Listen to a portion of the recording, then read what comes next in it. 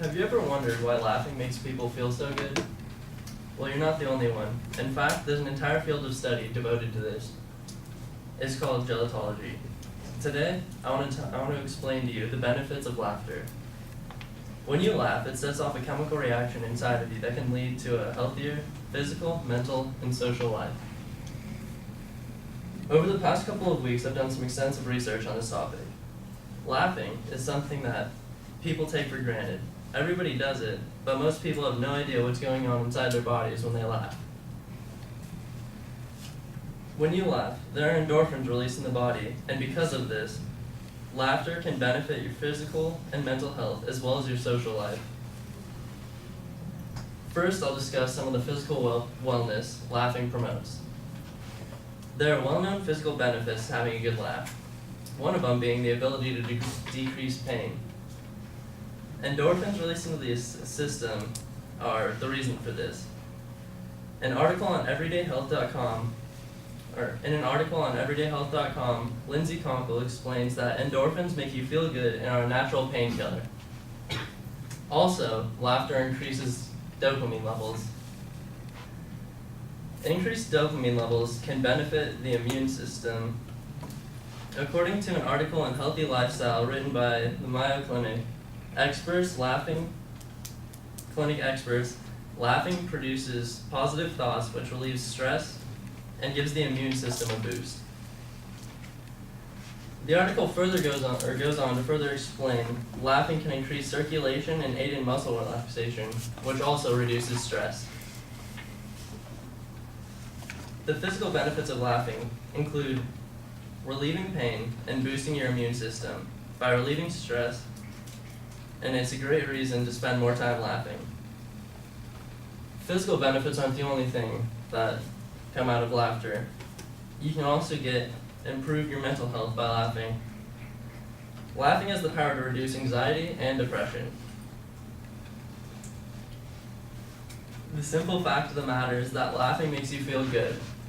It increases energy, helps you feel more focused, and reduces anxiety. It provides a break from sadness and other negative feelings. And according to an article entitled, "Laughter is the Best Medicine," laughter gives you the courage and strength to find new sources of meaning and hope. It also improves mood and brings joy to life. Laughter is like sharing a smile with somebody. It is contagious and automatically readies your brain to smile when heard. A humorous outlook in life can help you to distance yourself from negativity and feeling overwhelmed. Your mental health can be strongly influenced by laughter by reducing anxiety and depression while improving your mood. Not only can a chuckle now and then improve your mental health, it also has the ability to improve your social life. Finally, I'd like to talk about the social benefits of laughter. Laughter promotes stronger bonds between people. And in the article, "Laughter is the Best Medicine," the author explains that laughing is an outward display of emotion, and when two people share an outward display of emotion together, it creates a stronger bond. In the same article, the author explains how it can bring people together in difficult times and aid in healing. And laughter can also improve group bonding. And through personal experience, I know this because when I played volleyball, it always seemed like the teams that got along together the best, and they were always like hanging out after the games and they were laughing together, they would always do better. And even though the team I was on might have had more talent, we would fight a lot, and so that would get in the way. And the team, they would just be out there having fun, they'd laugh, and they'd beat us with less talent because they would work together better. People gravitate towards people that laugh a lot. And the Mayo Clinic's article, "Stress Relief from Laughter," it's no joke. The author states, "Make it a habit to spend time with friends who laugh, and then return the favor by sharing funny stories or jokes with those around you." Laughing has the ability to bring people together and to promote teamwork and lasting bonds. I've presented to you some of the amazing benefits of laughing and how it can enhance your life. Now that you know laughter can improve your physical and mental health, as well as your social life, it is important to make time for laughter as you would anything else in your life. In the article, Laughter is the Best Medicine, Paul E. McGee, PhD, is quoted saying, "Your sense of humor is one of the most powerful tools you have to make certain that your daily mood and emotional state support good health."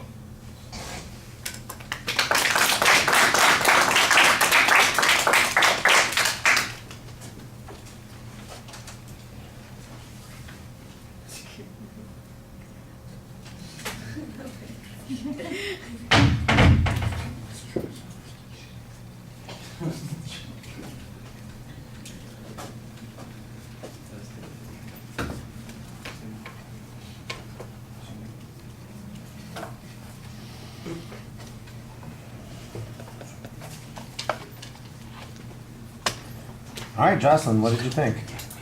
Okay, so to start off, your introduction, I thought it was pretty good. I liked your attention device. You definitely grabbed my attention. I like how you actually gave yourself credibility and told us how you actually researched it. And I also liked how you related it to your personal experience. Your transitions were pretty clear, but I think you can maybe work on them a little bit more. Also, I think you could work on maybe like not reading it too much and practicing it a little bit more. But overall, I think it was your visual aids were pretty effective and they helped your speech.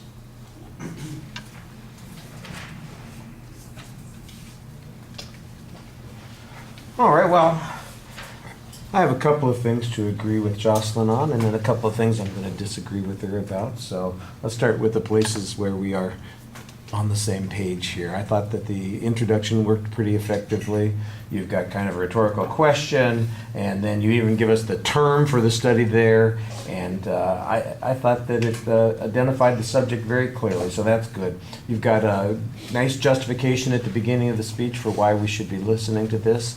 In the body of the speech, you do a couple of things to try and give yourself some credibility. I like the personal story that you tell at the end about your volleyball team. I think that that enhances your credibility and a reason to listen to you a little bit more.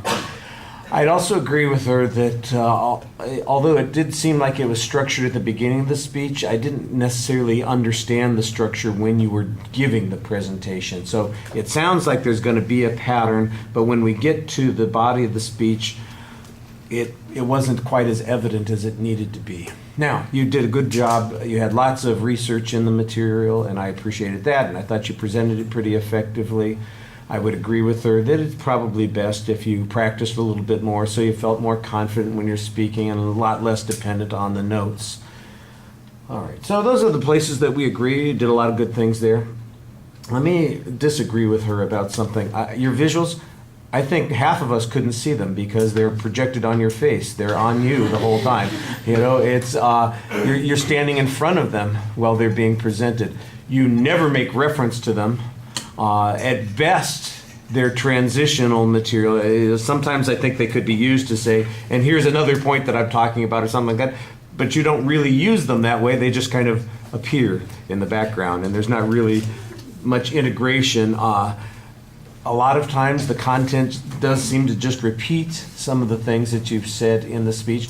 If you're going to use the visuals as a way of helping the audience organize or remember information, like with key terms, that sort of thing, then you need to kind of follow along as you're going through those points. And your visuals just don't do that. They have a whole bunch of data on them. You never refer to that afterwards, and so maybe it sometimes connects, sometimes it doesn't. But of course, we can't even see it half of the time. And you're going to notice that when you watch the video. You probably recognize, I should have stood aside, I should have practiced a little bit more with the visuals. So that would be the biggest place where there's a little bit of a problem. And then I think you'll recognize the delivery issues too. I think everybody so far who's been speaking knows that they needed to be a little bit more practiced, a lot more confident, you know.